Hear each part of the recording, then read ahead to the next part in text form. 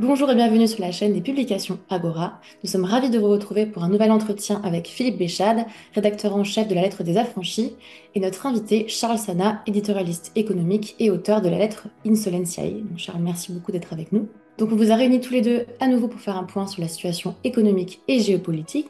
Donc on va commencer par s'intéresser à la France.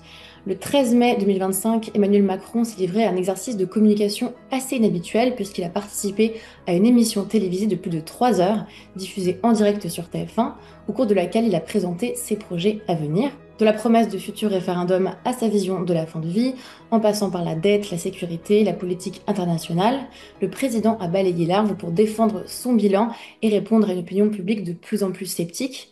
Alors Charles Sana, quelle est votre lecture de cette mise en scène présidentielle? Était-ce une opération de communication réussie ou au contraire un aveu de faiblesse? Écoutez, Marie-Constance, je n'en sais rien parce que je ne l'ai pas écouté. Et donc, comme je ne l'ai pas écouté, je m'emporte, ma foi, pas si mal que ça.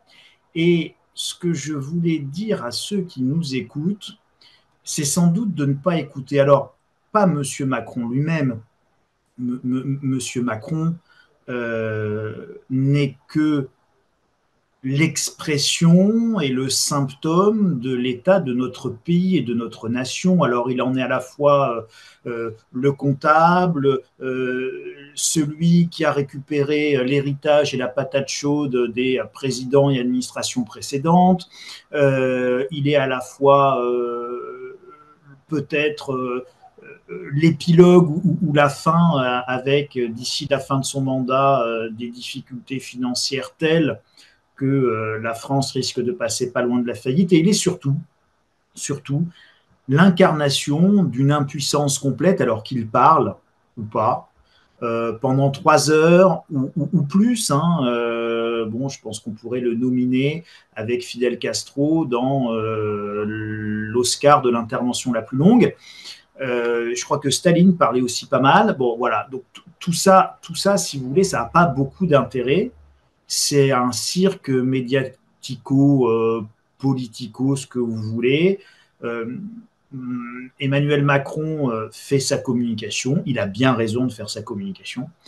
Euh, et ce que je veux dire simplement à ceux qui nous écoutent, c'est ne surinvestissez pas, comme on dit en psychologie, ne surinvestissez pas la parole présidentielle qui est globalement complètement démonétisée parce que, encore une fois, pas Monsieur Macron lui-même, mais parce que la France a organisé son impuissance. Marie-Constance, je crois que c'est ça qu'il faut bien comprendre. Nous avons organisé notre impuissance. Nous nous sommes progressivement enfermés, insidieusement, enfermés dans tout un carcan et dans tout un tas de contraintes qui, cumulées, fait que de toute façon, on ne peut plus rien faire. Donc, si on fait un truc sur l'immigration, on est condamné par la CEDH, on ne peut pas le faire pour ci, on ne peut pas le faire pour ça, il y a le Conseil d'État. Gérald Darmanin voulait supprimer les activités ludiques en prison, il a été retoqué par le Conseil d'État, on n'a pas le droit d'interdire les activités ludiques en prison. Bon, bref, donc tout ça est une situation complètement ubuesque. Donc, ne surinvestissez pas la parole politique au sens large, présidentielle de manière générale, mais politique au sens large, parce que de toute façon, c'est l'impuissance incarnée. Menez votre propre barque, prenez vos propres décisions et soyez les capitaines de vos propres vies en dehors de toutes les jacasseries médiatico-politiques qui occupent le tout Paris, mais qui objectivement ne servent pas à grand-chose, si ce n'est sur leur pouvoir de nuisance. Et Dieu sait que si aujourd'hui ils n'arrivent plus à créer une seule solution, ils arrivent encore à nous créer des problèmes à peu près partout. Alors Emmanuel Macron a quand même lancé le programme Choose Friends, qui est donc un sommet qui vise à vraiment promouvoir l'attractivité économique de la France auprès des investisseurs étrangers. Et il a annoncé en mai qu'il y avait eu un record de 20 milliards d'euros de nouveaux investissements, notamment dans les secteurs de l'intelligence artificielle. Est-ce qu'on peut compter aujourd'hui sur l'innovation pour relancer la machine économique française? C'est ce que tout le monde souhaiterait. Maintenant, Choose France, c'est devenu une sorte de grand-messe annuelle. C'est la réunion des milliardaires, une sorte d'annexe de Davos, dans des lieux d'ailleurs beaucoup plus prestigieux hein, que la station helvétique. Et chaque année, le jeu consiste à faire état de projets d'investissement. Euh, c'est bien sûr aux étrangers que Macron s'adresse, donc. Et chaque année, donc, on va battre le record de l'année précédente. On a commencé par 13 milliards, 15 milliards, 17 milliards cette année, en faisant le cumul de ce qui avait déjà été préannoncé, plus les dernières intentions, hein, comme JP Morgan et quelques autres. Alors cette année, on nous dit que 20 milliards supplémentaires sont promis. 20 milliards, c'est exactement, mais à l'euro près, hein, le montant que Sanofi s'est engagé à investir aux États-Unis. Voilà pour vous donner l'échelle et à quel point la France est capable de se réindustrialiser. Alors c'est vrai que si les promesses sont tenues, on va avoir probablement le plus grand montant d'emplois créés sur une annonce lors d'un sommet Choose France. Mais ça aurait été bien d'employer un terme français peut-être pour décrire la préférence pour notre beau pays. Euh, on vient simplement de voir disparaître 68 000 PME et PMI en 2024. Et sur la base des dépôts de bilan et mise en redressement judiciaire hein, depuis le 1er janvier, on serait sur une base de 70 000, 72 000 en 2025. Alors, effectivement, il y a beaucoup d'entreprises qui n'auraient pas dû passer le cap des années 2021-2022 qui ont été maintenues en survie artificielle grâce au quoi qu'il en coûte Covid. Néanmoins, la mortalité des PME, PMI demeure extrêmement préoccupante. Euh, et les PME, PMI, ce sont le plus souvent des sous-traitants des grands groupes. Même l'artisan, le plombier, le carreleur, bah, il dépend peut-être à un moment de la construction d'un petit immeuble locatif dans une bourgade. Il dépend des prises de commande d'un Natixis, d'un Bouygues, d'un Vinci, etc. Euh, à tous les niveaux, ou presque, les artisans et les PME, PMI ont un lien avec une grande entreprise. Et c'est bien la preuve que même si on a la construction de quelques entrepôts Amazon, c'est pas très créateur d'emplois. En fait, ces nouvelles structures sont remplies de robots donc ça ne crée pas beaucoup d'emplois et la France a des coûts énergétiques tellement élevés, tellement absurdes par rapport au coût réel de la production de l'électricité, qu'il y a peu de chances qu'on voit vraiment ce qu'on appelle de l'industrie se réimplanter sur notre sol. D'ailleurs, JP Morgan, euh, c'est peut-être très bien hein, parce on va avoir des emplois à forte valeur ajoutée. Mais je vous dis déjà ce qui se passe, c'est qu'en fait, JP Morgan va en délocaliser pas mal depuis Londres. Donc ça va pas forcément faire un gros appel d'air sur les spécialistes de la finance parisiens. Donc Choose France, oui, on ne peut que s'en féliciter. Hein. Je vais pas non plus systématiquement voir le verre à moitié vide. Là, le verre était plutôt à moitié plein. Mais je suis désolé, je ne peux pas m'empêcher de dire que toutes ces promesses, elles ne seront tenues que si, un, il y a une stabilité politique. Or, il y a peut-être une dissolution qui s'annonce pour le mois de septembre ou octobre, une façon pour Emmanuel Macron de continuer de rester le maître des horloges. Alors, ça pourrait dérailler si une motion de censure tombait d'ici fin juin. Et c'est vrai que constitutionnellement, on peut censurer le gouvernement et procéder à de nouvelles législatives avant l'été. Et puis, il y a l'instabilité fiscale. Or, les promesses budgétaires de 2025 ne seront pas tenues. Il n'y aura pas la croissance qu'on espère. Donc, il n'y aura pas les recettes fiscales prévues. Ça sera peut-être alors moins pire que les budgets frelatés et délibérément falsifiés de 2023 et 2024, où à la sortie, il manquait 170 milliards de recettes. Mais il va quand même falloir prendre des mesures à partir de l'automne et pour le collectif budgétaire, hein, le PLF 2025-2026. Et là, qui peut savoir euh, qui va devoir mettre la main à la poche et dans quelle proportion pour combler les déficits de 2025 plus les précédents, plus l'incapacité de l'État à réduire réellement ses dépenses. Donc moi, je suis une entreprise étrangère. Je vois déjà qu'il y a une contribution exceptionnelle cette année. Exceptionnelle, bah, en France, on le sait, hein, le provisoire, c'est quelque chose qui dure. Donc, est-ce qu'il n'y aura pas de nouveaux appels complètement exceptionnels pour renflouer les caisses? Moi, je suis un chef d'entreprise étranger. Je vois qu'aux États-Unis, j'ai une énergie 3 fois moins chère. Euh, Quand on parle de fiscalité, c'est toujours pour la baisser. D'ailleurs, c'est le débat actuel au Congrès américain. Nouveau paquet de propositions visant à réduire les impôts pour les entreprises, pour les particuliers. En France, c'est tout l'inverse. Le débat, ça va être sur qui on va taper hein, pour renflouer les caisses. Donc, aux États-Unis, énergie pas chère, fiscalité, je sais que le tropisme, c'est de constamment la réduire, alors qu'en France, instabilité politique et probablement un nouveau concours l'épine de la pression fiscale pour 2026. Alors Philippe, justement, en parlant de fiscalité, on observe une chute des volumes de vente et une baisse progressive des prix de l'immobilier. Donc est-ce qu'on est à l'aube d'une crise immobilière en France?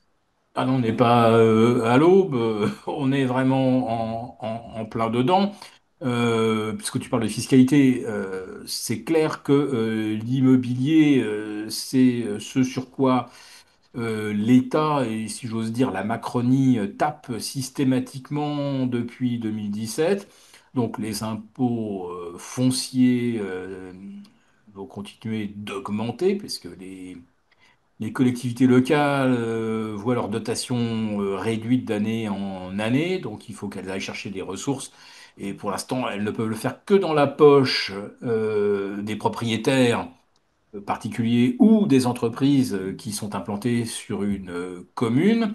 On parle de rétablir non pas la taxe d'habitation, mais on va l'habiller avec un autre nom, mais qui reviendra là encore à faire des ponctions. Alors on nous parle de ponctions tout à fait symboliques, j'imagine pour des locataires qui sont peut-être pas imposables ou à la limite de l'imposition, mais dans une logique de justice sociale, évidemment, les riches, c'est-à-dire ceux qui gagnent plus de 2 500 € par mois, vont voir certainement cette petite contribution être tout à fait modérée la première année. On va passer de 100, puis à 200, puis à 500, etc., jusqu'à ce qu'on retrouve des niveaux comparables à ce qu'on avait avant la suppression.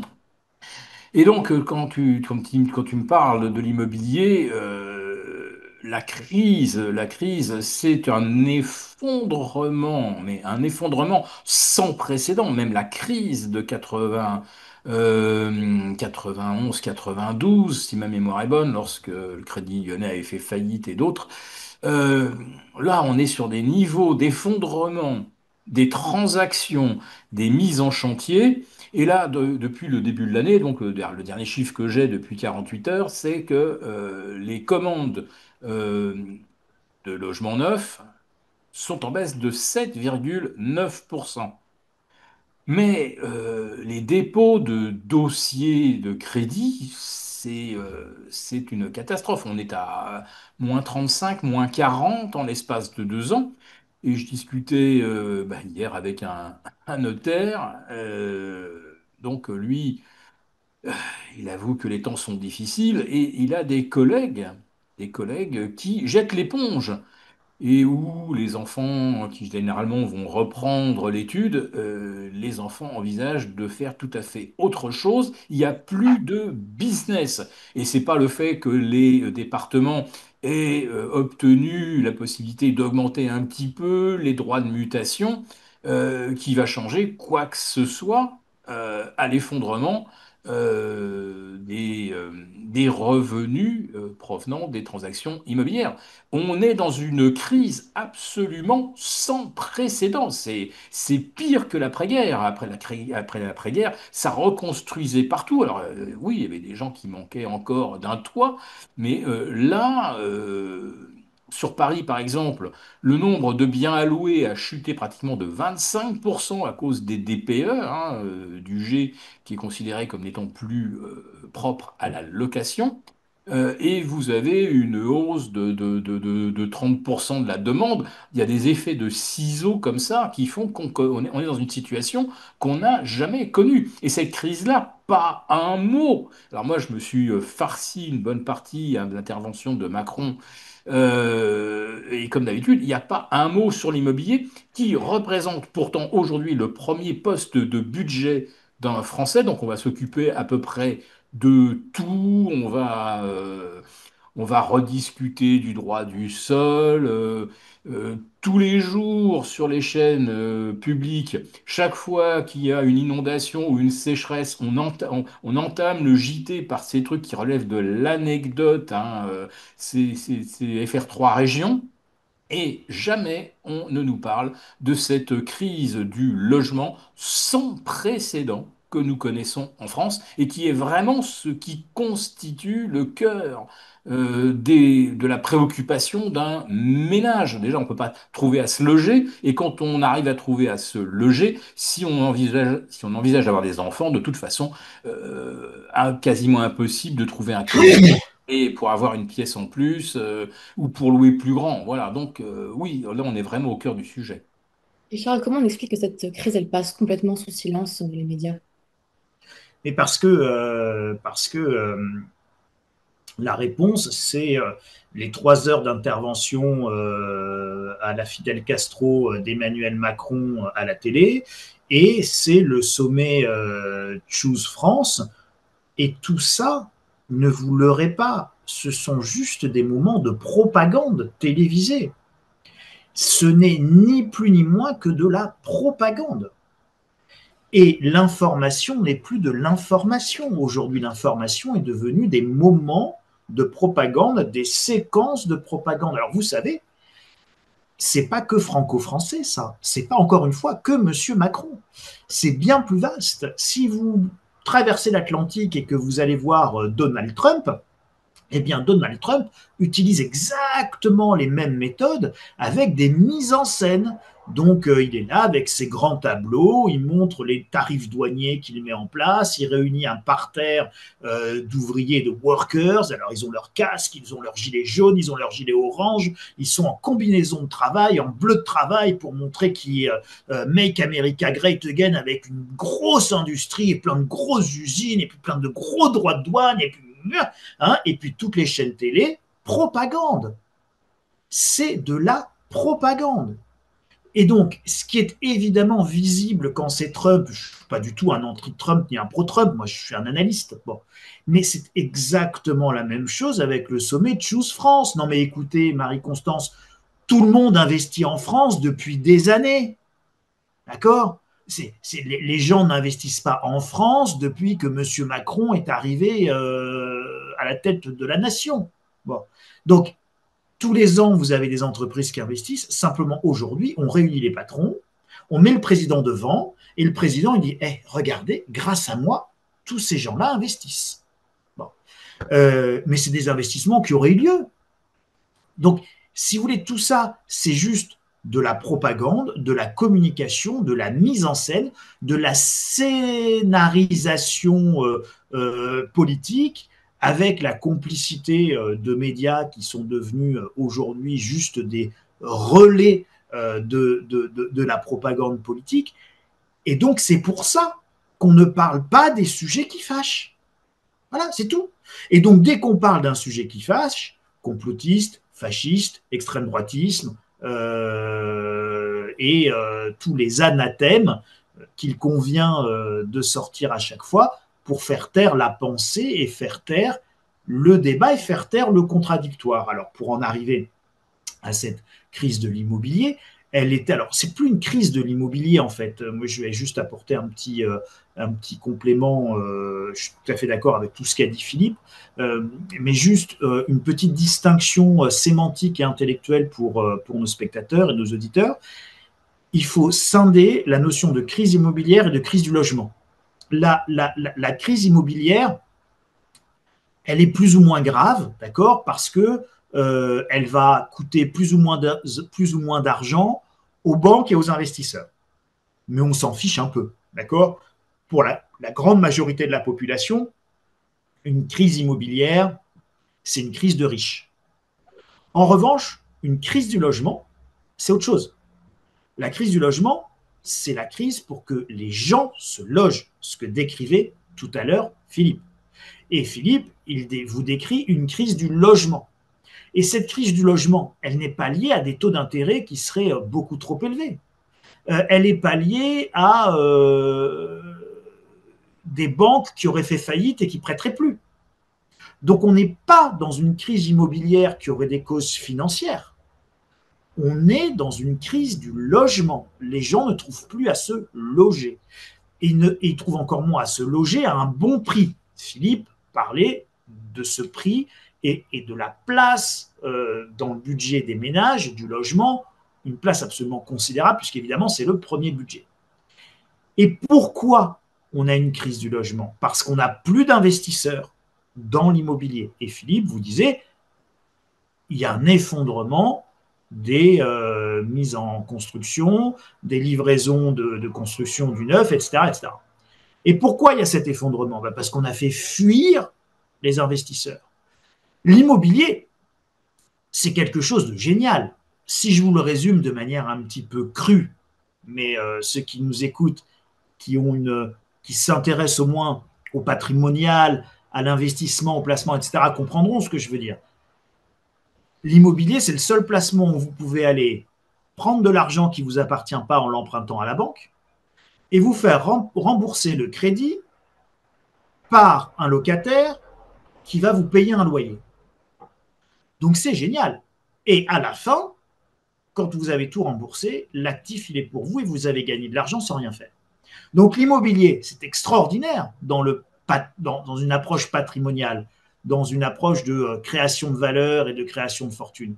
C'est le seul secteur où on va vous prêter pour acheter des actifs que vous allez vous faire rembourser avec l'argent des autres. Donc c'est absolument extraordinaire. Mais pour ça, il faut que ce soit rentable. Il faut que entre la fiscalité, les loyers payés ou impayés, donc le risque locatif, le risque fiscal, le risque d'obsolescence immobilière avec les DPE, etc. Il faut que ce soit gérable pour un investisseur. Si ce n'est pas gérable, si ce n'est pas lisible, si c'est trop compliqué, l'investisseur, il passe son chemin. Et qu'est-ce qu'on a fait ces dernières années? On a surprotégé les locataires.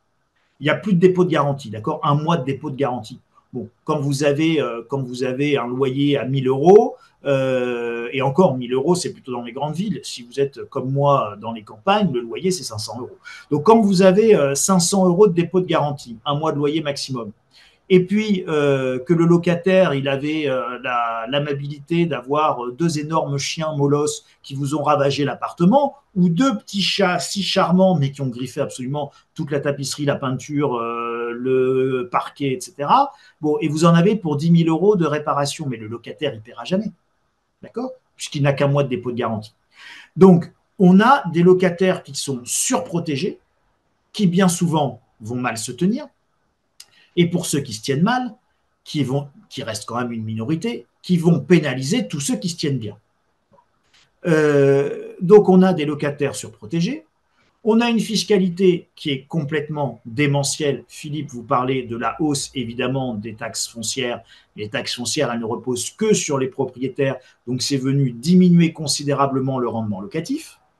Vous avez des DPE qui sont en réalité des obligations de travaux avec des coûts absolument considérables.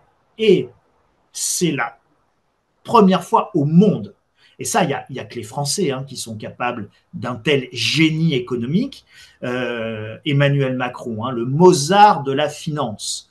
Non, en tout cas, ce n'est pas le Mozart de l'investissement et de l'immobilier. C'est le seul sous lequel, alors c'est pas lui qui a pondu ça, ne l'accusons pas de ce qu'il n'a pas fait, mais bon, c'est sous son septennat, puisqu'il en est à 7 ans, mais c'est sous son septennat que ça a eu lieu.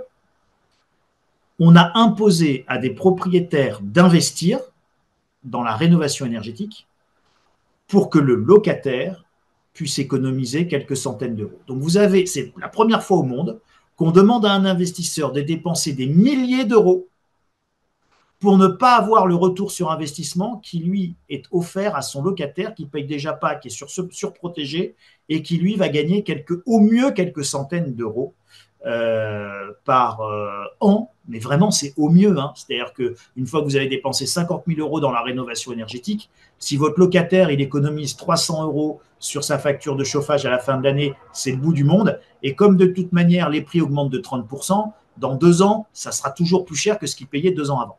Donc, tout ça est complètement délirant. Et donc, vous avez bloqué le marché du logement, vous avez bloqué l'investissement locatif, et donc vous avez créé de toutes pièces une crise du logement dont les premières victimes sont évidemment les gens les plus fragiles. Vous savez, pour les gens qui ont de l'argent, tout va bien.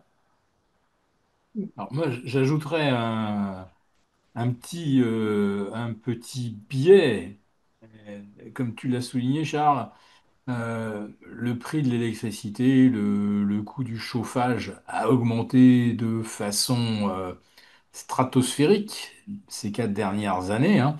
Pour un coût de production au nucléaire et avec l'hydroélectricité, un coût euh, constant, il faut rajouter chaque année le surcoût de la production d'électricité photovoltaïque, éolien, biomasse, c'est-à-dire qu'on a décidé d'augmenter structurellement le coût de l'électricité et jamais l'isolation des combles, le double vitrage, la pompe à chaleur réversible, jamais tous les frais engagés par le propriétaire ne permettront au locataire, à l'occupant, de faire baisser la facture de l'électricité.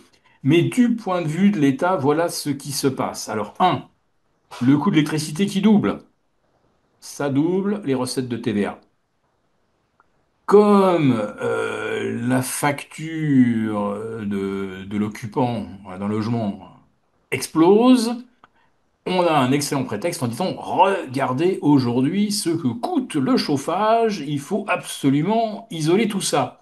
Bon, sauf qu'en réalité, quand vous dépassez le sud de la Loire, c'est surtout l'isolation thermique en cas de chaleur qui compte. C'est pas forcément de chauffer. Le chauffage, c'est devenu quelque chose de très très marginal. D'ailleurs, sur la planète Terre, je rappelle qu'aujourd'hui, il est consommé plus d'énergie pour refroidir, hein, et vous remarquerez que les zones les plus habitées de la planète sont les zones les plus chaudes. Alors pas les zones désertiques, mais néanmoins des zones où il fait toute l'année entre 28 et 36. C'est très facile à vérifier sur une carte. Plus il fait chaud, plus il y a de population s'il tombe de l'eau. Alors, la France, il tombe plus de 500 milliards de mètres cubes par an. On est à peu près tranquille. Donc, la question aujourd'hui, c'est peut-être même davantage de refroidir que de réchauffer l'hiver. Mais on parle toujours d'une facture d'énergie qui n'arrête pas de grimper. Ce qui permet à l'État de dire, regardez, les factures d'électricité sont tellement chères qu'il faut faire des travaux chez vous. Donc non seulement l'État vous impose, vous inflige des coûts énergétiques complètement absurdes en regard de ce qu'on pourrait produire en nucléaire, et Anne Lauvergeon l'a rappelé, on pourrait faire facilement 20-25% de plus et redevenir exportateur net tous les jours de l'année, hein. on aurait des surplus. Alors, les bitcoiners vous diront super, avec les surplus, on pourrait miner du bitcoin. D'autres vous disent on pourrait très très bien se servir du courant qui vient en excès. On le voit avec les éoliennes par exemple pour produire de l'hydrogène. Bah, quand on a trop de courant, on produit de l'hydrogène. Et puis bah, l'hydrogène, la nuit, quand il n'y a plus de photovoltaïque, on pourrait l'employer. Vous n'avez aucun projet de ce style. L'État ne raisonne qu'avec un tableur Excel. C'est chouette. Prix d'énergie prohibitif égale plus de TVA égale obligation pour les propriétaires de faire des travaux d'isolation. Euh, on gaspille un pognon de dingue. En fait, non. L'État se met dans la poche un pognon de dingue et on continue de se demander où va ce pognon. Si au moins ça pouvait être justifié par un grand plan justement de construction. On considère qu'aujourd'hui, le problème numéro un des ménages français, alors pas des plus riches, hein, comme dit Charles, mais que la plupart des ménages aujourd'hui, c'est le coût du logement, c'est pratiquement 30%, auquel il faut rajouter maintenant des fois des factures d'électricité qui sont l'équivalent d'un loyer. Donc pour les ménages, se loger et se chauffer, c'est peut-être 40-45%. Je rappelle qu'en 2000, lorsqu'on est passé à l'euro, c'était 20% le logement. Et en 1974-75, quand on a eu les premières fortes hausses des taux d'intérêt pour emprunter, à l'époque, un loyer, c'était un peu plus du dixième d'un salaire moyen. Aujourd'hui, on est à plus de 30, plus les coûts de l'énergie, on est à plus de 40. Donc, la vraie priorité des priorités, c'est celle-là. Et tout l'argent que collecte l'État ne sert absolument pas à résoudre ce problème. Alors oui, des déficits, certes, c'est peut-être ennuyeux vis-à-vis de nos créanciers, mais la réalité, c'est que la France aurait besoin de logements et que de prélever beaucoup, beaucoup d'argent, si ça permettait de dire après ça, regardez, tout le monde maintenant a un toit, promesse d'Emmanuel Macron, il n'y aura plus personne dans la rue. Regardez vos enfants, aujourd'hui ils font des études et à la sortie, les entreprises se battent pour les embaucher. Au lieu d'avoir des gens qui sont à bac plus 5 et qui envoient 150 CV et qui n'ont pas une réponse. Voilà, si on nous prenait beaucoup d'argent mais qu'à la sortie, on avait un bon niveau scolaire, des gens qui ne galèrent plus pour se loger, et si on avait des soins corrects, une prise en charge des gens aux urgences qui soit comparable à ce qu'on a chez nos voisins, on pourrait comprendre, mais j'avoue que là, moi, et je suis pas le seul, on ne comprend plus comment le pays qui prélève le plus sur les salaires et qui prélève le plus auprès des entreprises fournit les pires services en termes d'éducation, de soins et de logement. Voilà, c'est un peu mon point de vue aujourd'hui. À titre de comparaison, comment se porte le marché immobilier aux États-Unis, qui est quand même un système complètement différent du nôtre, et on connaît quand même aussi une crise là-bas, de ce que j'ai compris. Ah Alors, ben, vous n'avez pas de... je vais Pardon. très très vite passer la parole à Charles. Les États-Unis connaissent aussi là un vrai problème. Alors pas de logement comme nous, parce qu'il manquerait des biens pour se loger, mais tout simplement parce que les taux hypothécaires viennent de repasser la barre des 7%. Or, on s'aperçoit à l'usage que quand les taux dépassent 6,5, il y a pratiquement plus personne hein, qui vient demander un prêt. Et le coût des biens aujourd'hui, c'est plus de 400 000 dollars. Hein. Le prix d'un logement moyen, c'est 400 000, donc contre 230 000 il y a environ 12 ans. Donc on est à pratiquement un doublement hein, du prix des biens immobiliers. Et une bonne partie de la hausse, d'ailleurs, elle a été causée par l'afflux de migrants hein, de 2020 à 2024. Ça a créé une rareté et je pense qu'avec, on va dire, une diminution de la population américaine, des biens devraient se libérer et on va certainement avoir aux États-Unis une vraie correction, C'est-à-dire que là, actuellement, il y a de plus en plus de biens à vendre, il n'y a pas d'acheteurs, il va falloir à un moment que les vendeurs baissent les prix. Aux États-Unis, c'est probablement ce qui va se passer. En France, ça n'arrivera pas, nous sommes toujours en pénurie. Alors justement, donc, Trump doit faire face à cette crise et aussi à une dette record, à la dégradation de sa note souveraine et au départ de figures clés du gouvernement comme Elon Musk. Donc est-ce qu'il a vraiment une stratégie économique ou est-ce qu'on finalement il ne gouverne qu'à l'instinct, Trump? Charles. Ah non, il gouverne pas du tout. Il ne gouverne pas du tout qu'à l'instinct. Il y a une véritable stratégie économique. Après, on est d'accord ou pas d'accord avec cette stratégie-là. Si on est mondialiste, évidemment, on n'est absolument pas d'accord avec cette stratégie qui consiste à vouloir d'abord déglobaliser, ou en tout cas, si vous voulez, la démondialisation de Trump. Il ne s'agit pas de mettre la planète à feu et à sang, hein, ni de ruiner l'économie américaine, ni de ruiner tous les importateurs américains, ni d'entraîner des pénuries majeures dans tous les magasins des États-Unis. L'objectif, c'est de réduire les déséquilibres occasionnés et engendrés par les 30 dernières années de mondialisation. Enfin, écoutez, c'est quand même un objectif. On devrait avoir exactement le même en France. D'accord? Et si nous avions le même en France et en Europe, on aurait un petit peu moins d'impuissance politique, pour reboucler avec le premier de nos sujets. C'est quoi les déséquilibres de la mondialisation? Eh bien, ce sont les hyper déficits commerciaux. Et donc, tout ce que vous importez et que vous payez avec votre monnaie, bah, c'est autant d'argent qui part de chez vous pour aller ailleurs. Donc, les importations sont un appauvrissement. Donc, quand vous avez une balance commerciale durablement déficitaire, bah, vous vous appauvrissez durablement de votre déficit et donc du montant que vous envoyez à l'étranger tous les ans. Vous avez évidemment un déficit d'emploi.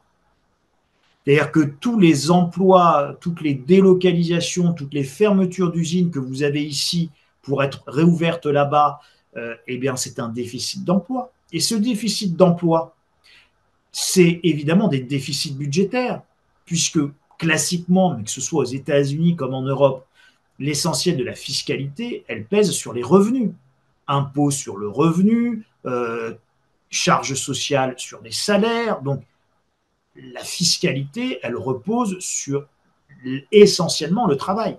Quand vous avez moins de travail, vous avez moins de fiscalité, vous avez moins de rentrée fiscale.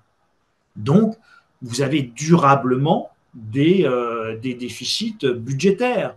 Et donc, vous avez plus de dettes, plus d'endettement, puisque la dette, c'est jamais rien que l'addition des déficits budgétaires des années passées. Euh, tous ces déficits-là, il faut essayer de les résoudre. Et donc, quand Donald Trump dit je vais taxer les produits, je vais mettre des droits de douane, on pourrait faire la même chose, nous, en France, on appellerait ça la TVA sociale. Si demain, vous mettez une TVA à 30% sur un iPhone, bon, eh ben, vous attendrez 6 mois de plus pour vous acheter votre iPhone, mais ce n'est pas un produit de première nécessité, l'iPhone. D'accord? Vous loger, c'est de la première nécessité. Vous nourrir convenablement, c'est de la première nécessité. Vous soigner, c'est de la première nécessité. Donc, que le litre de lait n'ait pas de TVA, moi, ça ne me choquerait pas.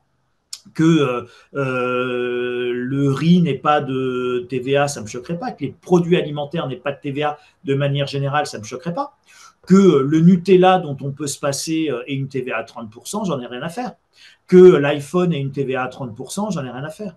Et que votre salaire double parce qu'on arrête de taxer le salaire pour taxer le produit, vous n'êtes pas obligé de consommer. La consommation est un choix individuel. C'est hyper important ça. On dit ouais, la TVA, dans l'imaginaire de gauche, la TVA est l'impôt le moins social et le moins juste. C'est entièrement faux. C'est l'impôt le plus juste.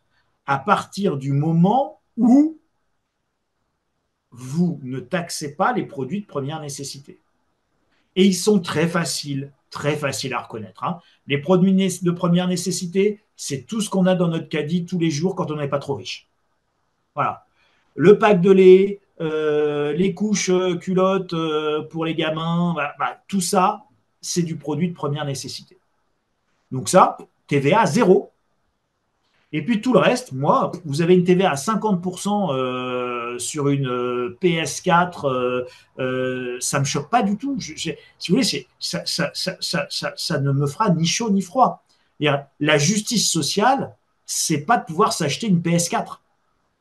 La justice sociale, c'est de pouvoir être payé convenablement sur son salaire, que le travail paye. Et donc, quand vous voyez que le principal bénéficiaire, il suffit de regarder, que tous ceux qui nous écoutent aillent regarder leur fiche de paye, regardez le coût total employeur, regardez votre net après impôt, celui qui gagne, ce n'est pas le patron qui vous exploite, hein, c'est l'État. Je répète, ce n'est pas le patron qui vous exploite, c'est l'État. Pour faire quoi? Rien. D'accord? Parce que tout est désastreux. De l'éducation nationale aux hôpitaux, tout est devenu désastreux. Donc, plus on nous prend, moins ça marche bien. C'est du Shadok. D'accord? Et Macron n'est jamais rien que le pape des Shadok. Il pompe, et mieux vaut pomper en espérant qu'il ne se passe rien que ne pas pomper et qu'il se passe quelque chose. C'est du Shadok. D'accord? Donc, c'est une catastrophe.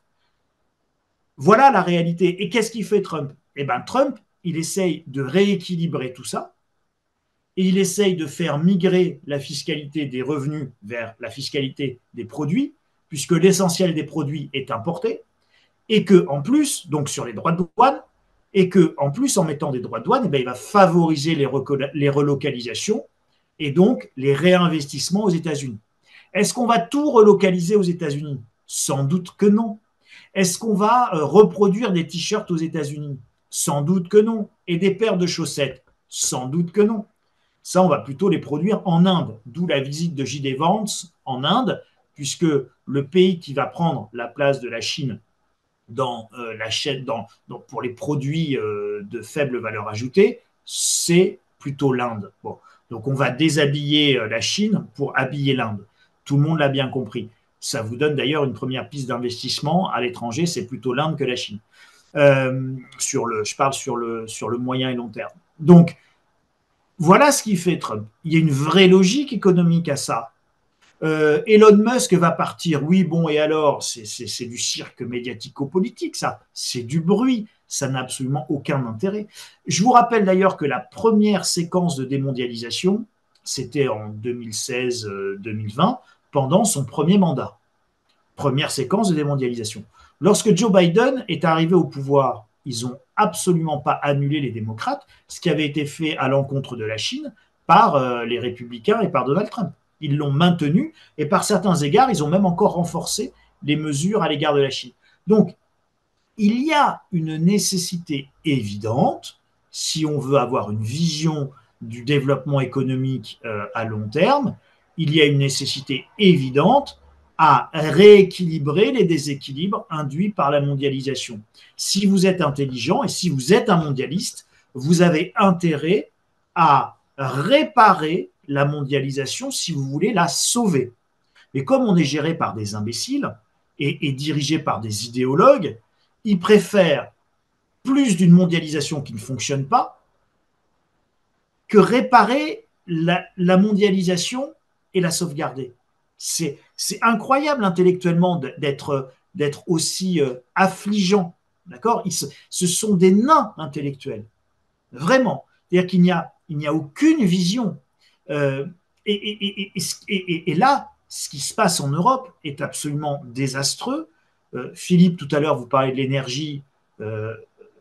En plus, plus on met d'énergie intermittente, solaire, éolienne, etc., plus on se retrouve avec des risques de blackout parce que ça rend les réseaux instables.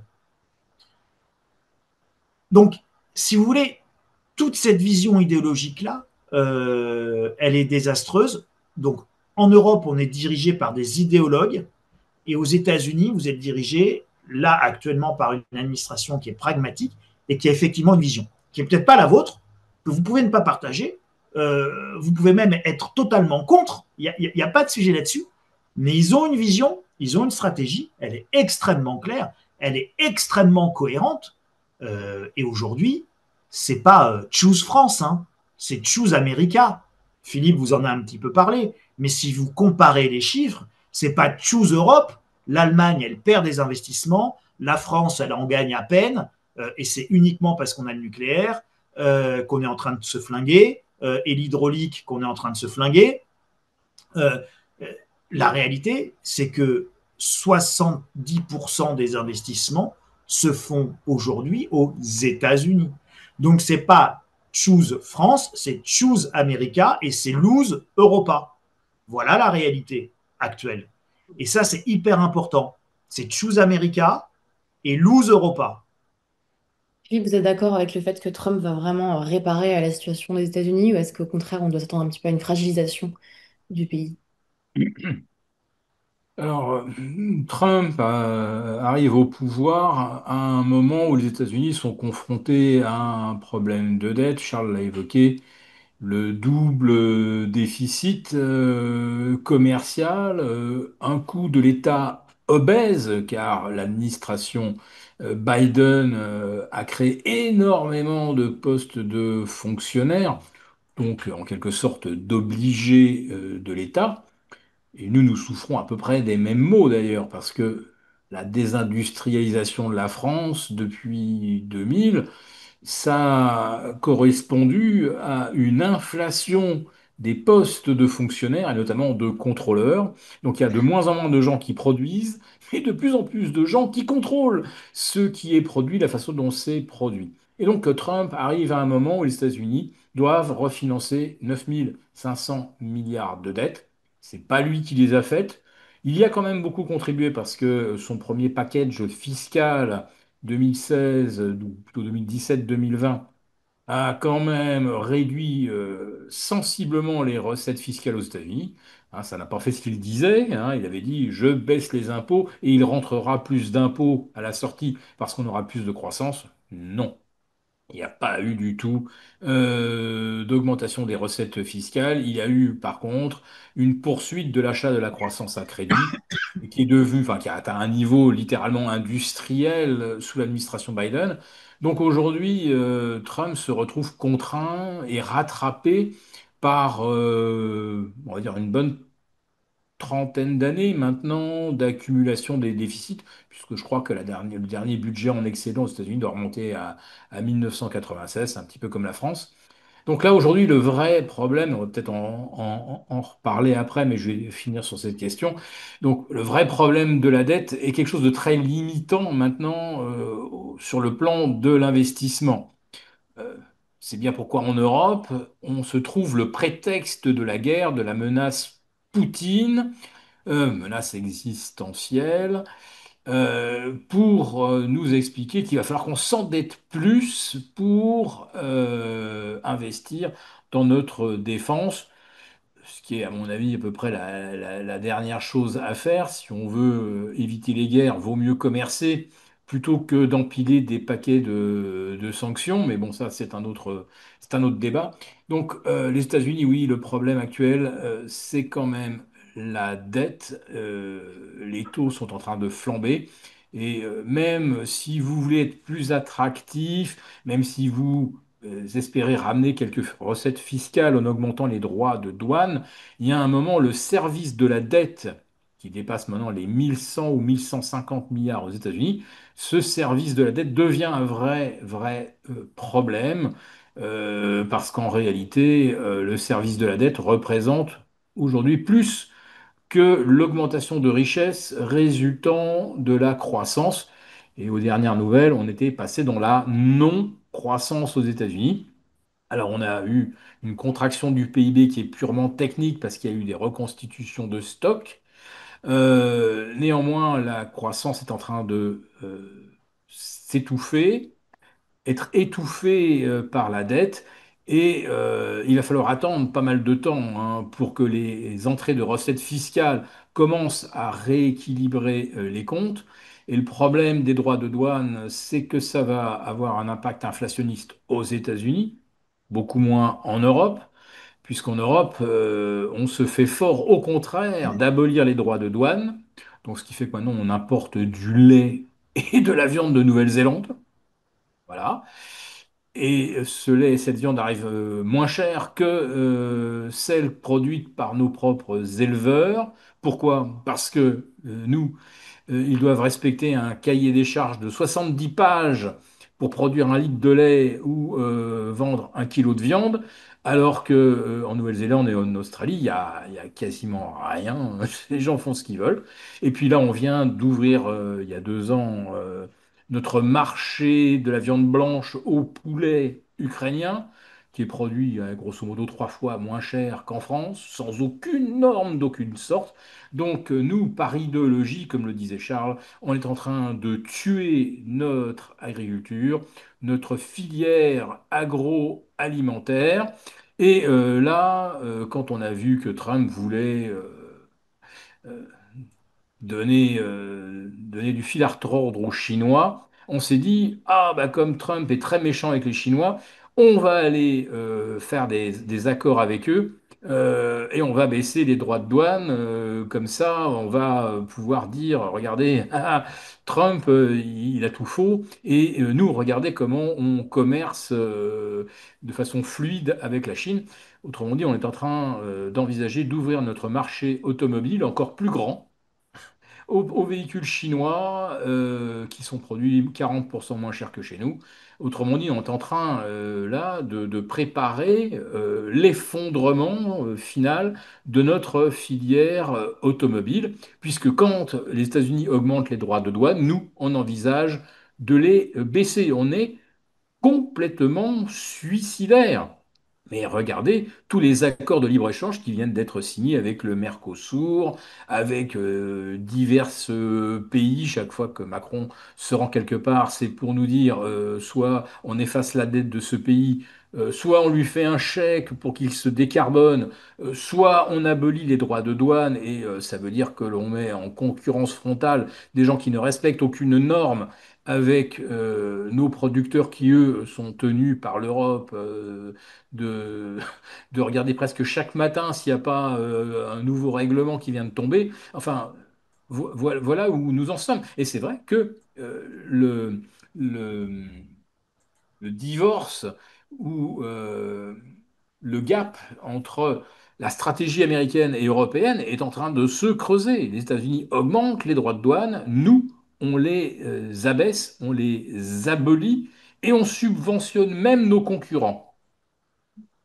Alors, comment on explique que les marchés financiers tiennent aussi bien dans cette situation qui est quand même assez chaotique? Charles, allez-y, hein. Oh bah, comment on l'explique? Mais tout simplement par un principe extrêmement simple et de base, les bénéfices. Tant que les entreprises font des bénéfices, il n'y a aucune raison que ces entreprises corrigent significativement et durablement. Ça, c'est tant qu'elles font des bénéfices. Qu'est-ce qui fait qu'à un moment donné, les droits de douane évoqués par Donald Trump fassent trembler les marchés et leur fassent perdre 20 ou 30%? C'est tout simplement les anticipations de perte de bénéfices. Si des droits de douane à 150% sur tous les bidules qui viennent de Chine par container entier étaient vraiment taxés à 150%. Et donc, évidemment, toutes les entreprises américaines qui vendent tous ces bidules n'auraient plus rien à vendre, puisque dans n'importe quel supermarché américain, mais c'est valable et de la même manière pour les supermarchés européens, si vous retirez tous les bidules issus de la mondialisation, y compris le steak de soja qui vient du Brésil, y compris la mangue qui vient du Pérou par avion, dans le respect évidemment des règles de protection du climat édictées par Sainte Greta. Si vous retirez tout ce qui vient de l'étranger, vous n'avez plus grand-chose à vendre, ni aux États-Unis, ni en Europe. Donc évidemment, ces droits de douane ont fait frémir les marchés parce qu'il y avait un vrai risque sur les bénéfices. À partir du moment où ça semble se calmer, il y a un moratoire, etc., ça ne sera pas aussi pire que ce qu'on pensait que ce serait. Donc les bénéfices ne vont pas s'effondrer, ils vont juste un petit peu se corriger, s'adapter. Eh bien, vous avez une reprise des marchés. Voilà, aujourd'hui, ce qui, à mon sens, explique que les marchés tiennent, c'est évidemment des taux d'intérêt qui restent quand même relativement bas eu égard à la vision historique qu'on peut en avoir. Je ne parle pas sur 10 ans ou sur 15 ans, mais si on prend ça sur un spectre beaucoup plus large de 50 ou 60 ans, on a connu des taux plus bas, mais on a connu aussi des taux nettement plus hauts. Donc, on n'a pas des taux qui sont terriblement élevés. On peut même penser qu'ils vont continuer à descendre et à diminuer, donc on va arriver vers un taux neutre. Et ce taux neutre, il est entre 1,5 et 2%, hein, pour vous la faire courte. Et puis Philippe corrigera ou précisera, mais globalement, on est à peu près dans ces eaux-là. Bon, voilà, bah, des taux à 2%, des entreprises qui font des bénéfices. Est-ce qu'il y a raison aujourd'hui de massacrer ces valeurs? Pas forcément. Voilà, donc les marchés se tiennent. À partir du moment où, en revanche, vous avez une récession, là, les choses deviennent différentes. Récession, baisse des profits, là, vous avez une correction sur les marchés qui est majeure. Et je pense que Philippe pourra lui aussi rebondir et compléter tout ça avec sa connaissance fine des marchés. Mais voilà, le principal danger pour les marchés boursiers, actions, c'est la récession. Et la récession, elle peut venir de plein de risques différents. Elle peut venir d'une guerre commerciale. La récession, elle peut venir d'une crise financière. La récession, elle peut venir d'une crise obligataire. La récession, elle peut venir d'une crise énergétique. La récession, elle peut venir d'une guerre avec l'Ukraine, enfin avec la Russie contre l'Ukraine, etc. Et donc d'une crise inflationniste occasionnée par la guerre en Ukraine, puisque je vous rappelle quand même qu'au pire moment de la guerre en Ukraine, tout ce que nous achetions avait l'air d'être produit en Ukraine, hein, y compris mon pot de moutarde qui prenait 30%. Donc je ne savais pas qu'il était produit en Ukraine, mon huile était produite en Ukraine, mon litre d'essence en Ukraine, ma facture d'électricité en Ukraine, mon radiateur électrique en Ukraine, et même ma voiture était produite en Ukraine. Et donc j'ai découvert lors de la crise ukrainienne que tout ce que j'achetais était ukrainien, tellement tous les prix augmentaient. Donc voilà, donc tout ça pour dire qu'une récession peut venir de plein de crises possibles, mais j'ai envie de résumer les marchés financiers en disant, tant qu'il n'y a pas de récession, les actions, ça se passe bien, en tout cas pour les États-Unis. Dès qu'il y a une récession, les actions, ça se passe mal, surtout pour les États-Unis. Alors, Philippe, est-ce qu'on doit craindre une récession et donc une correction totale des marchés dans les mois à venir, par exemple? Alors je dirais qu'aujourd'hui, il y a deux marchés. Il y a le marché d'une nouvelle génération d'investisseurs qui est venu s'initier et jouer en bourse avec les premiers confinements de mars, avril, mai 2020. Alors, c'était des gens qui passaient beaucoup de temps sur des jeux vidéo, sur les paris sportifs, et qui se sont dit quand même la bourse c'est assez cool, et ils ont découvert surtout un truc, c'est que plus on est nombreux à acheter, plus ça monte. Et puis en lisant les commentaires des uns et des autres, et même d'ailleurs les miens, qui martèlent cette réalité, c'est que depuis 20 ans, les meilleurs amis des marchés sont les banquiers centraux. Les banquiers centraux étant en fait les meilleurs amis des riches qui ont l'essentiel de leur fortune placée en bourse. Ce à quoi on assiste depuis maintenant presque 2 ans, c'est à une expansion des multiples de capitalisation sans précédent. Charles a raison, les entreprises gagnent de l'argent. Et d'ailleurs, on découvre avec émerveillement, et pour, je crois, la 17e année consécutive, que les résultats annoncés au premier trimestre étaient meilleurs que prévu. Et oui, ça fait 18 ans que les résultats sont systématiquement sous-estimés pour ménager cet effet de ravissement et ce proverbial c'était mieux que prévu. Ce qui n'était pas mieux que prévu, c'est qu'avec les résultats du premier trimestre, la plupart des entreprises révisent leurs objectifs de marge, de bénéfices et de chiffre d'affaires à la baisse. Mais euh, on ne voit que le verre à moitié plein du côté de cette génération d'investisseurs qui n'a connu que la hausse depuis avril 2020. Avril 2020, d'ailleurs, je le rappelle, était le mois le plus haussier de l'histoire de Wall Street, puisque ce mois-là, le Nasdaq avait gagné, je crois, 16,3%. Et c'était un exploit qu'on pensait ne jamais revoir, parce que ça avait été rendu possible par des taux ramenés de 200 points de base à zéro, plus un all-in monétaire, mais pas seulement américain, planétaire.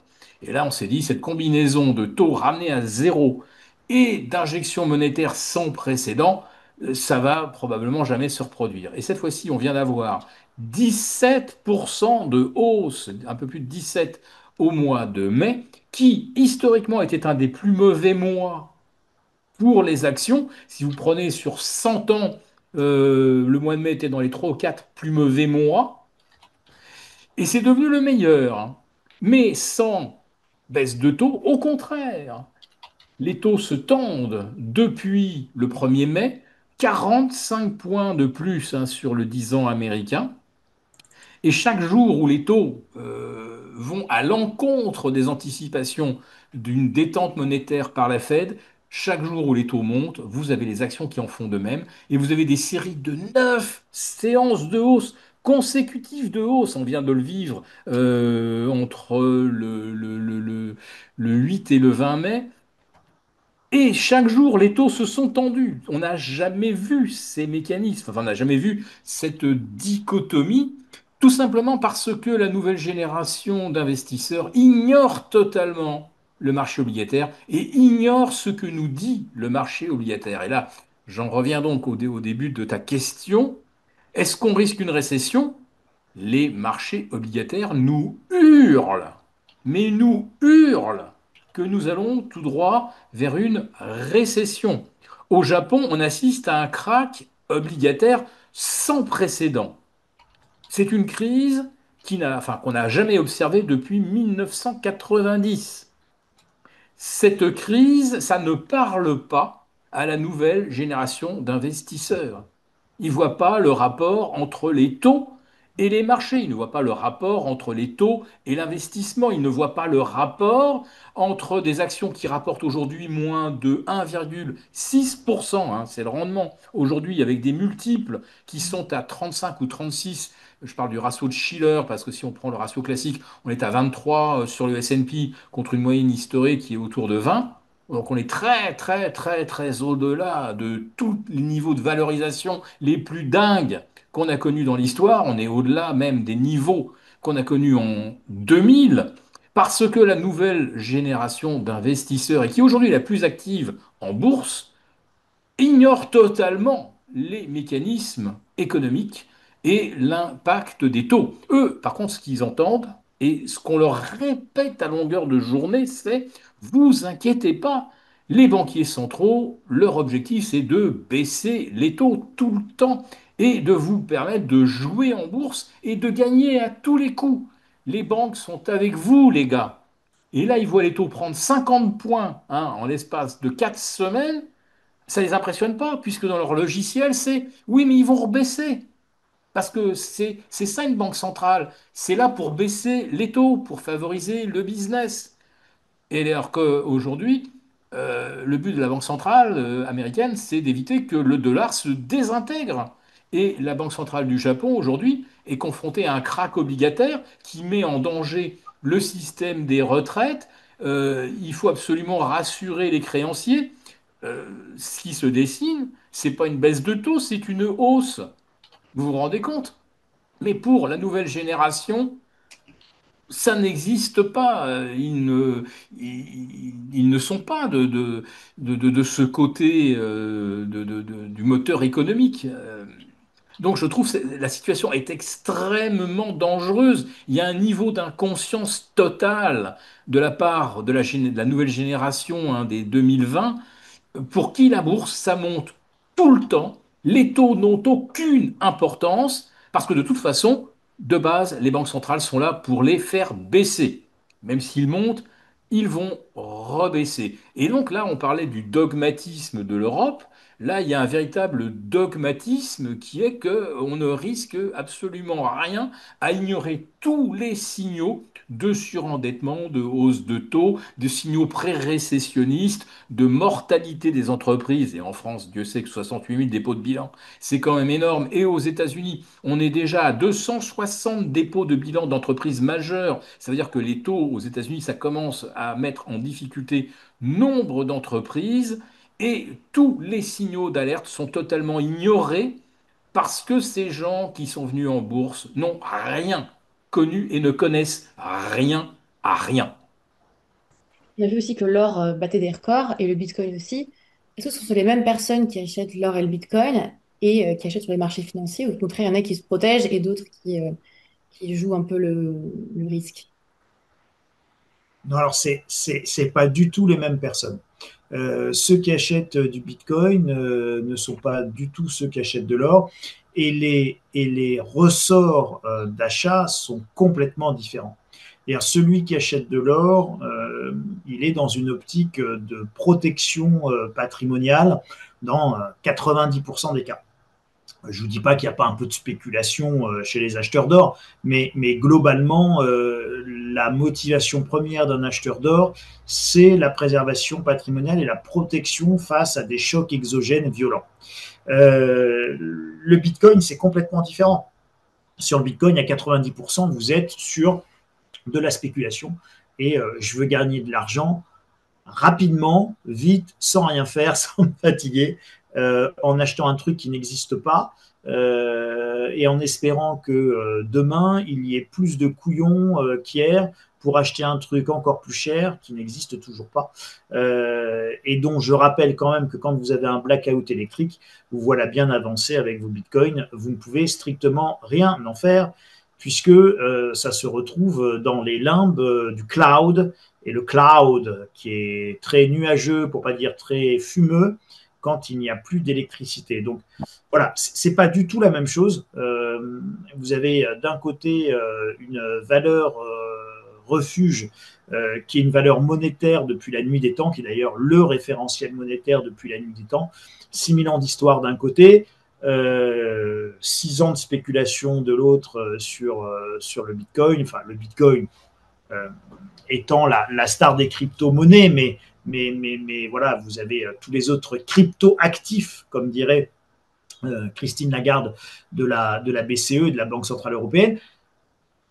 C'est encore une fois très très différent. L'objectif, on ne se protège pas, avec des crypto-monnaies. Et qu'est-ce que vous préconisez dans ce contexte? Quels investissements vous choisiriez aujourd'hui pour vous protéger, Charles et Philippe? Alors, moi, en ce qui me concerne, je reste toujours sur une surpondération importante des actifs tangibles et donc des droits de propriété face aux droits de dette. Donc, je ne suis pas acheteur d'obligations d'État et de dettes d'État, notamment de dettes d'État européennes et notamment de la dette d'État française. Donc, je ne suis pas un acheteur fervent ni un fervent partisan des fonds euros, par exemple, de nos contrats d'assurance vie. Ça ne veut pas dire qu'il ne faut pas en avoir. Hein. Je dis juste, on surpondère plutôt les actifs tangibles face aux titres de dette. Et donc, les actifs tangibles, vous n'en avez pas 10 000. Vous avez évidemment les terres agricoles, c'est pas simple à acheter. Vous avez évidemment les voitures de collection, mais c'est pas simple à acheter ni à revendre. Vous avez évidemment les bouteilles de pinard, ça c'est un actif qui reste liquide, sauf s'il fait très froid et que ça gèle. Vous avez, je sais pas moi, les œuvres d'art, mais enfin bon. Si vous n'avez pas 500 millions d'euros, difficile d'acheter un Picasso. Pour le reste, vous risquez de tomber chez des picassiettes et donc c'est pas évident non plus de savoir où investir et quoi acheter dans le marché de l'or, dans le marché de l'art, pardon, lapsus révélateur. Donc il vous reste quoi? Mon cerveau anticipé sur la suite, eh bien il vous reste l'or, l'immobilier et les actions. Et je rappelle que les actions sont des actifs tangibles puisque les actions sont des parts de propriété d'entreprises qui ont des actifs tangibles, des usines, des magasins, des boutiques, enfin ce que vous voulez. Donc voilà, une action, c'est une part évidemment une part de propriété de ces entreprises. Vous avez des entreprises absolument extraordinaires qui ont prouvé leur résilience à travers les différentes crises passées, présentes et sans doute futures. Donc voilà, donc vous avez, moi c'est pour ça que j'avais créé d'ailleurs une lettre boursière que j'ai intitulée la lettre de la forteresse financière, justement parce que il y a des entreprises qui sont de véritables coffres forts et donc qui sont vraiment extrêmement solides et résilientes. Et là, vous êtes très très loin du Bitcoin, vous êtes très très loin d'une approche spéculative où vous cherchez juste à gagner de l'argent. Donc voilà. Donc pour moi, le triptyque aujourd'hui, il tourne autour de l'or, de l'immobilier et évidemment des actions. Je pense que c'est là qu'on a les choses les plus intéressantes à faire pour constituer un patrimoine qui soit solide, résilient, diversifié, et puis toujours dans une stratégie qui doit être raisonnable, raisonnée. On achète progressivement, on rentre sur les marchés petit à petit. Voilà. Moi, je ne suis pas du tout sur la spéculation flamboyante. Je suis très terrien et très old school. Et je pense qu'il faut laisser le temps au temps, comme disait un ancien président, et le temps, quand on parle de placement, c'est quelque chose d'extrêmement important. La valeur temps, j'investis petit à petit, j'achète, qu'il neige, qu'il pleuve, qu'il vente, j'achète, j'accumule, je crée l'effet cumulé, et l'effet cumulé n'arrive qu'avec le temps, qu'avec les dividendes que je peux réinvestir, etc., etc. Pareil pour l'immobilier, je peux avoir un recours au crédit. On ne s'en rend pas compte quand on est jeune, Marie-Constance, et quand on est jeune comme vous, on s'en rend nettement plus compte quand on est avec des poils blancs comme Philippe et moi. Mais le temps passe extrêmement vite, et quand on signe son premier crédit, quand on est jeune, et qu'on se dit « Oh là là, dans 20 ans, mais dans 20 ans, je serai vieux », eh bien, on est vieux bien plus vite que ce qu'on imagine, et tout d'un coup, on se retrouve 20 ans plus tard, et c'est sa dernière échéance de crédit. Et là, on se dit « Mais mon Dieu, pourquoi n'ai-je pas commencé plus tôt, plus jeune, plus vite ? J'aurais gagné du temps. » Et dernière petite considération d'ailleurs sur le temps, parce que j'invite vraiment nos spectateurs et ceux qui nous écoutent à réfléchir autour du temps. Pour moi, la principale valeur, la principale monnaie n'est pas l'argent. L'argent est une ressource renouvelable, y compris pour ceux qui sont au RSA ou au chômage ou au minimum vieillesse ou à un autre minima social, peu importe. L'argent est une ressource renouvelable, on vous en redonnera et vous allez en retrouver tous les mois. Le temps, lui, est une ressource qui n'est pas renouvelable. Le temps passé ne revient jamais. Et c'est pour ça qu'en réalité, les entreprises n'achètent pas le travail ni la force de travail des gens. Karl Marx n'avait rien compris et les communistes ou les crypto-éléphistes n'ont rien compris à l'économie. On n'achète pas le travail, on n'achète pas la force de travail, on achète le temps des gens, on achète leur temps de travail. C'est ça qu'une entreprise achète, c'est ça qu'un capitaliste achète, c'est ça qu'un entrepreneur achète. Et si à un moment donné vous voulez vous développer, vous enrichir, eh bien vous êtes obligé de vous démultiplier, et pour vous démultiplier, vous êtes obligé d'aller acheter la seule ressource qui n'est pas renouvelable, qui est le temps des autres, leur temps de travail, mais en aucun cas leur force de travail. Vous achetez le temps. Une fois que vous comprenez l'économie à travers le temps, eh bien vous devez l'étendre, évidemment, étendre cette réflexion à votre patrimoine. Le temps est extrêmement important, donc l'immobilier avec le recours au crédit sur le temps long, l'or pour garantir l'ensemble, en cas de très gros chocs exogènes, et puis évidemment les actions qui là aussi dans le temps vous apporteront des gains très certainement beaucoup plus substantiels que n'importe quel autre placement. Donc, il ne faut pas avoir peur d'investir et de rester investi sur le long terme. Jamais, parce que vous savez, Marie-Constance, si jamais, et d'ailleurs, c'est toujours le grand pari des marchés américains. et je parle sous le contrôle de mon camarade Philippe, mais le pari des marchés américains et pourquoi ils sont si souvent haussiers et bullish, comme on dit dans le langage des marchés, eh bien, c'est parce qu'ils font toujours le pari du meilleur. Et c'est un peu comme le pari de Pascal pour la croyance en Dieu. Si Dieu n'existe pas, le fait de croire ou pas ne m'apporte rien. Par contre, si Dieu existe, le fait de ne pas croire pourrait me pénaliser. Donc, si Dieu n'existe pas, je ne perds rien si je crois, mais si Dieu existe et que je ne crois pas, je peux être perdant. Donc, j'ai intérêt à croire. Eh bien, les marchés, c'est exactement la même chose. Si jamais c'est la fin du monde, bah, de toute manière, on est tous morts. Donc, la seule chose que je puis jouer, c'est ce qu'on appelle la recovery, la reprise de la croissance, le retour à un état positif, parce que de toute manière, si tout s'effondre et qu'on termine dans un monde à la Mad Max, ce qui aura de la valeur, c'est ma boîte de raviolis. Ce ne sera plus évidemment mes ordinateurs, mes Rolex, ma Ferrari ou que sais-je. Donc, les marchés ne jouent jamais le pire, puisque de toute manière, dans la situation du pire, les marchés n'existent plus. Donc, ils ont toujours intérêt à jouer la situation du meilleur. Donc, une fois qu'on comprend ça, on comprend que sur le long terme, on a toujours intérêt à investir sur les marchés financiers. Et en cas du pire, eh bien, vous devez avoir vos réserves d'or et puis vos boîtes de raviolis.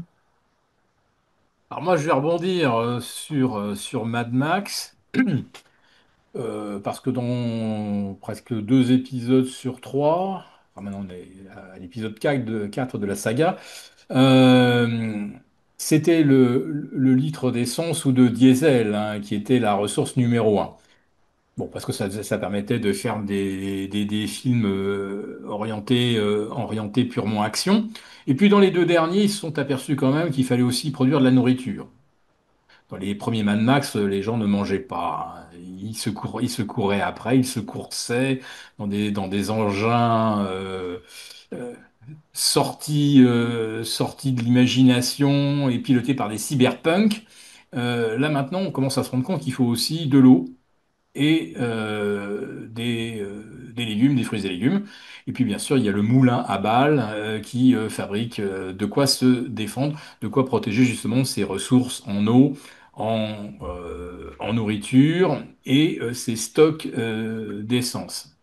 Alors pourquoi je dis ça? Bah parce que une économie à la base, ça reste toujours basé sur l'énergie. Et le monde piloté par de l'IA, ce sont des milliers, des dizaines de milliers, des centaines de milliers d'unités de calcul, des GPU, et qui sont consommateurs d'électricité. Et je pense que c'est un secteur qui n'a pas fini d'être porteur pour un investisseur. Alors, il y a eu les années pétrole, les années Rockefeller, il y a eu les années nucléaires. Je ne sais pas ce que seront les prochaines années, mais tout ce que je sais, c'est que les centres, les data centers vont toujours être, vont être extrêmement gourmands d'énergie. Alors, parmi les choses qui reposent uniquement, hein, sur la capacité de calcul des ordinateurs, il y a le Bitcoin.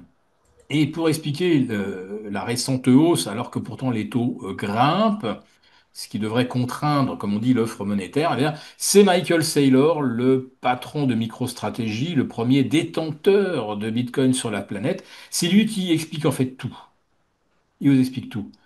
Quand le Bitcoin a passé 75 000 dollars, c'est lui qui a payé 80, 85, 90 000. C'est-à-dire que c'est lui qui, tous les jours, arrache le Bitcoin à la hausse. Là, le Bitcoin vient de refranchir les 100 000. Qui est le principal acheteur? Plus ça monte, plus il y en a un qui achète. C'est Michael Saylor. Et il dit, youpi, je viens d'acheter, je sais pas quoi, 15 000 Bitcoins supplémentaires à 103 000 dollars. Et le jour où le Bitcoin franchit les 110 000, qui est l'acheteur? Bah, toujours Michael Saylor. Parce que chaque fois qu'il tire le prix du Bitcoin, ça revalorise la totalité de son stock. En fait, ce qu'il nous décrit là, c'est une carambouille totale.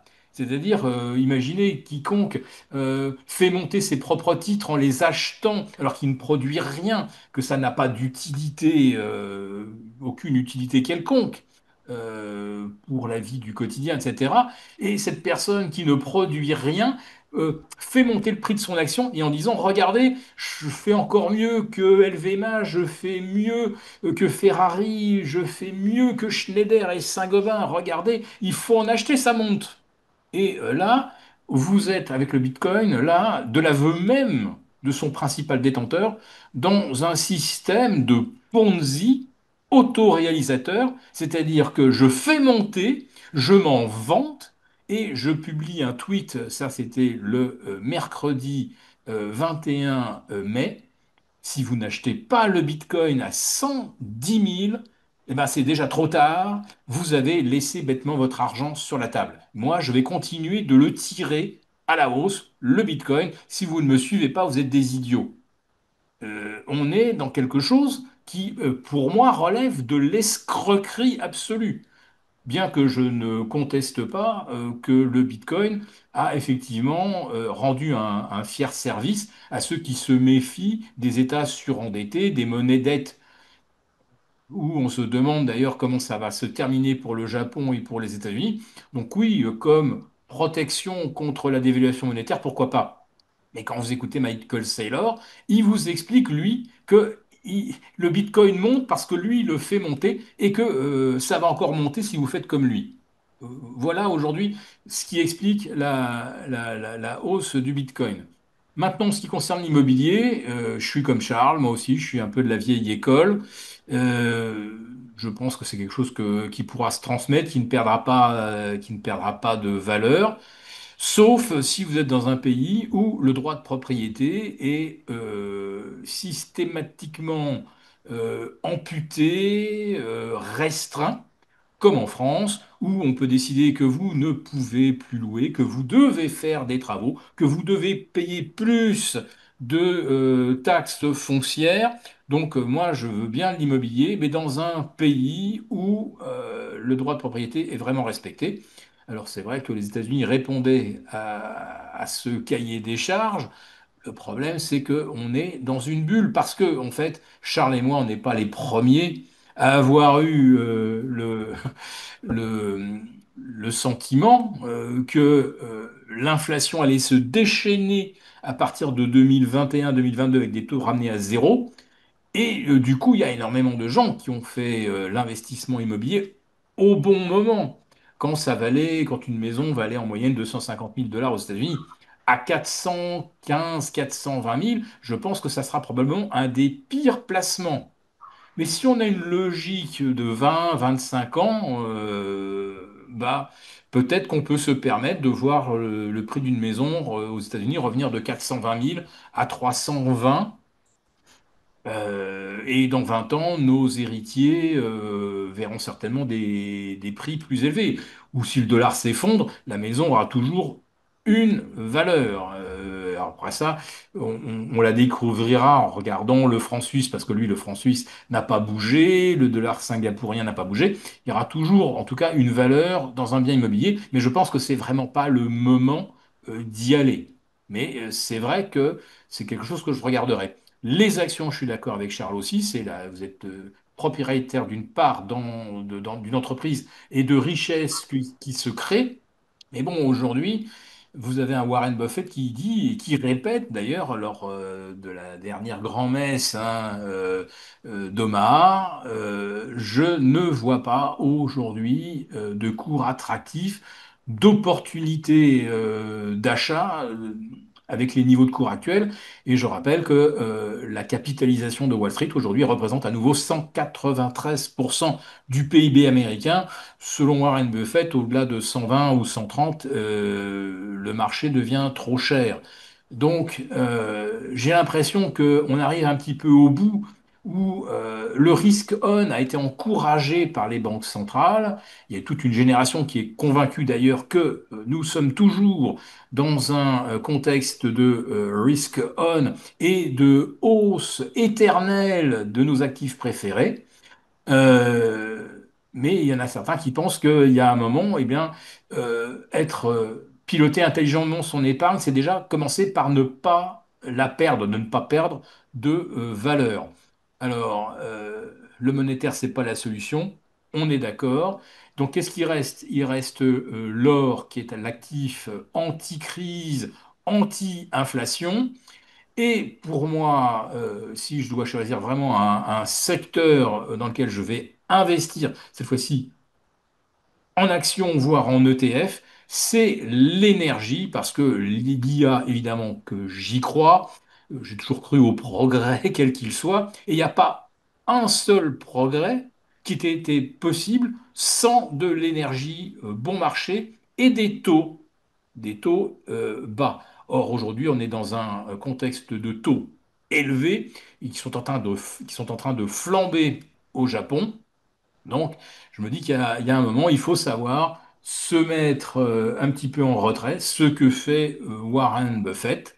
Et je me sens très confortable avec l'or et je me sens très confortable également avec l'énergie, les matières premières sur repli. Voilà, donc c'est ça aujourd'hui que je préconise. D'accord, donc des valeurs tout à fait tangibles. Écoutez, merci beaucoup tous les deux pour l'entretien, c'était très intéressant.